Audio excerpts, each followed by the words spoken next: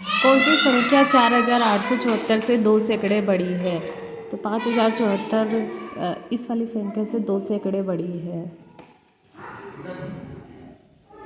2007 को अंकों में कैसे लिखा जाएगा? तो 2007 को अंकों में इस प्रकार लिखा जा सकता है। निम्न में से कौन सा विकल्प 9740 को शब्दों में दर्शाता है? तो ये जो बी विकल्प है अपने पास 9740 जो कि इसको शब्दों में दर्शाता है। निम्न को विस्तारित रूप की संख्या बनाइए। तो इसकी विस्तारित रूप की संख्या बनेगी 43,029। 518 भाग चिन्ह 4, इसमें भागफल क्या है और शेषफल क्या है? तो अपने पास शेषफल पहले से दे रखा है, तो 4 में 518 का भाग करेंगे तो 129 पूरी बार भाग जाएगा और शेषफल 2 बचेगा। तो अपने पास ऑप्शन क्या है? 129 सही आंसर है। नीचे दिए गए संख्या वाक्य को देखें।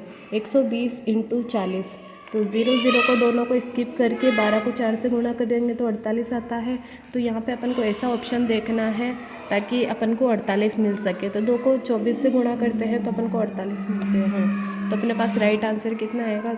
240। यहाँ पे भी अपन 240 लिख देंगे। निम्नलिखित में से कौन सा विकल्प नीचे दी गई संख्या रेखा पर बिंदु P का मान हो सकता है? तो पहले अपन ये P बिंदु यहाँ पर है तो अपन देखेंगे कि 2 के बाद में 1 शुरू हो रहा है तो 2 और फिर इसके ऊपर 1 है और बीच में कितने संख्या? 1 2 3 4, तो 4 है तो 2 सही 1/4 अपना राइट आंसर है। कह रहा है 747 में 4 का भाग देने पर भागफल और शेषफल क्या होगा? तो अपने पास ये है 4 का भाग 747 में लगाएंगे तो अपने पास भागफल 186 बचेंगे, शेषफल 3 बचेंगे। निम्न में से सबसे बड़ी भिन्न होगी? तो अपने पास 6/6 वाली भिन्न इनमें सबसे बड़ी है क्योंकि इसमें क्या है? अंश सबसे बड़ा है, तो जिसका अंश सबसे बड़ा होता है वही सबसे बड़ी भिन्न होती है। निम्न में सबसे छोटी भिन्न होगी?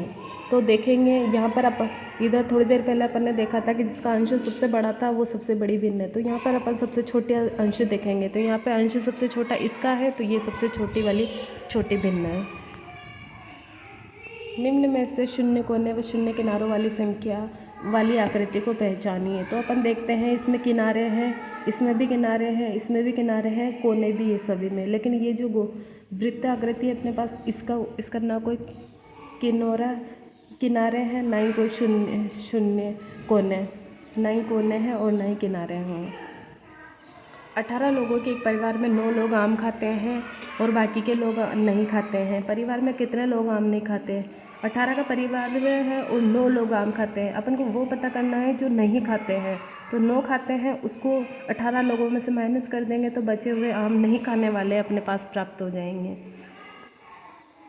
सोनू 11 डिब्बों में 212 चूड़ियाँ रखना चाहता है। अगर वह हर डिब्बे में बराबर चूड़ियाँ रखता है तो कितनी चूड़ियाँ चूड़ियाँ डिब्बे के बाहर बच जाएंगे? अपन जानते हैं कि 11 को 9 से ये 11 हर डिब्बे में रखेंगे तो 212 चूड़ियाँ आएगी और अपने पास शेषफल कितना बचेगा? 3 बचेगा। तो ये 3 चूड़ियाँ अपने पास शेषफल हो जाएगी।